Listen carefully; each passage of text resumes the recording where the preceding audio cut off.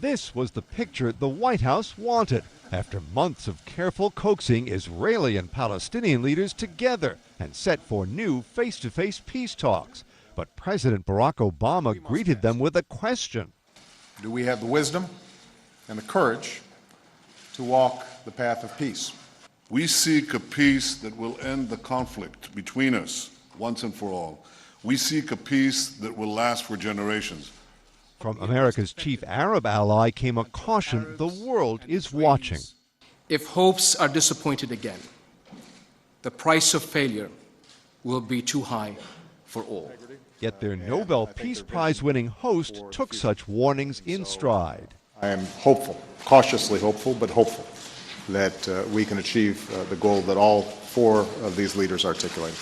The president set an ambitious goal of accord within 1 year. But there's a familiar roadblock: Jewish settlements.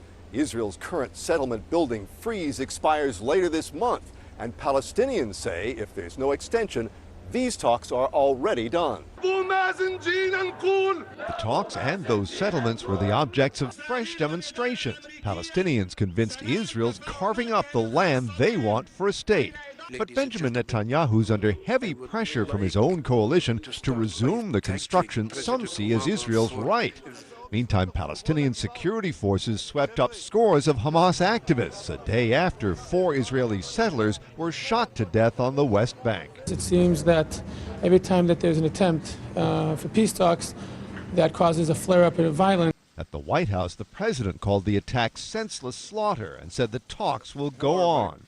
We are going to push back against these kinds of terrorist activities. And as the leaders voiced defiance in Washington, back on the West Bank, more grieving loved ones buried their dead.